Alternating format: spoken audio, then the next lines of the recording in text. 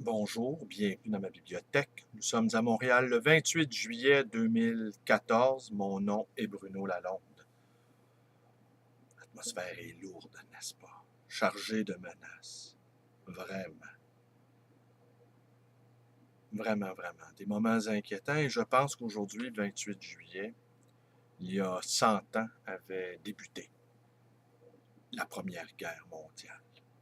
Il y a ce même genre de climat. On ne sait plus qui fait quoi avec qui. La première victime de la guerre, vous le savez, c'est la vérité. Et c'est devenu compliqué de savoir ce qui se passe. Autant dans le conflit opposant les forces gouvernementales ukrainiennes aux sécessionnistes pro-russes, ainsi que sur la bande de Gaza, où semble-t-il l'armée israélienne n'y va pas de main morte, débusquant les nombreux tunnels qui ont été aménagés. Et on pense également que les djihadistes qui ont participé aux insurrections, parfois réussies, parfois manquées, parfois en cours, en Égypte, en Libye, en Syrie, en Irak, se sont joints aux membres les plus extrémistes du Hamas. Alors c'est clair que les deux, plus personne ne veut la paix. Les extrémistes de tous côtés tiennent la ligne. Comment tout cela va finir? Après mûre réflexion, ou enfin pas mûre réflexion, mais après avoir réfléchi un tout petit peu, je ne crois pas que l'avion de la Malaysian Airlines a été abattu par les sécessionnistes pro-russes. D'avoir retrouvé l'engin, d'avoir su immédiatement quel avait été l'engin qui avait abattu l'avion, ne témoigne pas de grand-chose. Ça se trouve, un canon. Ce qui compte, c'est de savoir qui a donné l'ordre et qui l'a utilisé. Et que cet avion-là se soit crashé dans le territoire contrôlé par les forces pro-russes m'apparaît vraiment là, comme un hasard extrêmement douteux. Combien de chances que ça peut arriver qu'une chose pareille? Abattre avec ce type d'engin-là, savoir au moment précis que l'avion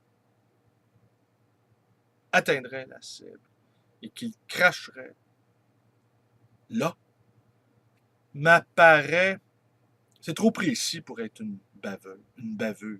Comme là, on laisse sous-entendre que peut-être c'est une bavure. On inclut que c'est une bavure. On prête à l'adversaire l'incompétence. Et si, en réalité, c'était les forces ukrainiennes, conseillées en cela par les stratèges américains, qui sont toujours là, ne l'oublions pas, qui auraient organisé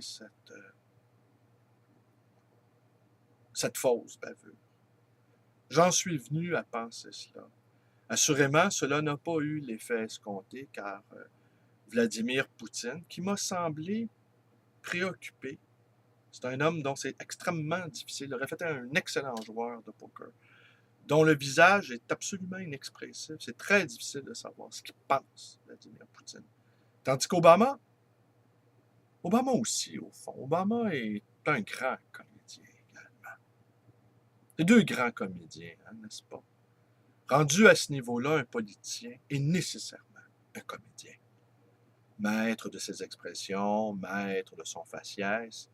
Mais là, Poutine, qui s'est exercé inlassablement à l'impassibilité, m'a paru songeur et contrarié. Mais ça n'a pas fonctionné. Alors les combats ont redoublé et il n'a pas été intimidé par cela. Après cela, les commentateurs se sont étonnés que les forces sécessionnistes se sont précipités sur le lieu du crash. Eh bien, c'est logique. Ils sont allés chercher des preuves incriminant la partie adverse. Ou encore, d'aller chercher des éléments qui prouveraient pratiquement hors de tout doute qu'ils n'y sont pour rien. Si vous étiez accusé d'un crime que vous n'aviez pas commis et que vous aviez l'occasion de le prouver avant que la partie adverse s'en empare, que feriez-vous? Vous vous dépêcheriez d'aller cueillir ces preuves-là, prouvant votre innocence, et vous ne les donneriez pas à vos accusateurs, ce qui est absolument évident. Et là, ben, le conflit israélo-palestinien qui prend encore une envergure, disons-le franchement, monstrueuse, eh bien, a occulté l'affaire de la Malaysian Airlines et ce qui se passe en Ukraine.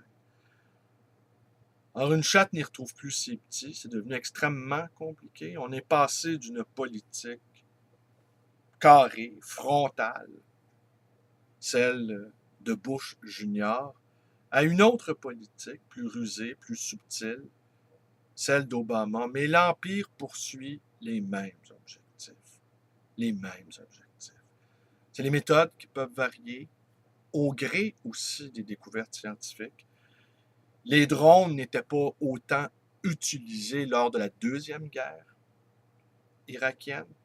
Là, ils le sont. Les drones sillonnent partout là où il y a des conflits.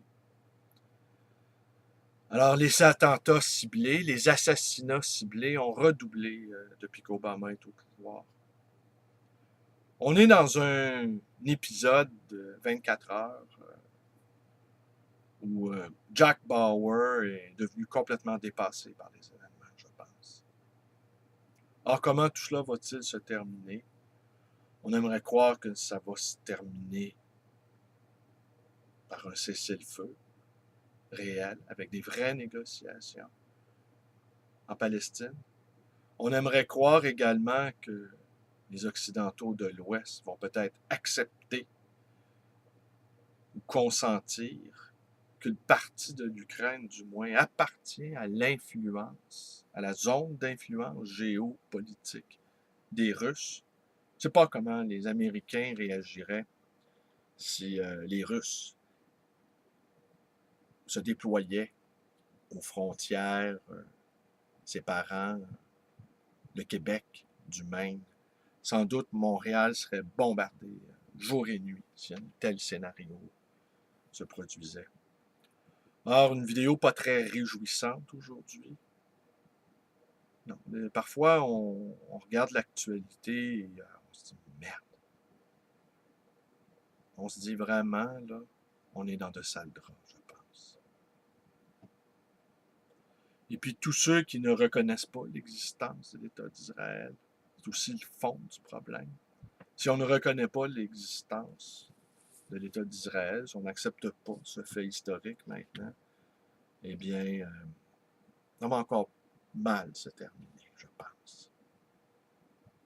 Mais, semble-t-il, les faucons sont partout. Les faucons dissimulés, les faucons qui fondent sur leurs victimes, les faucons en forme de drone, les faucons qui ne reculent devant rien.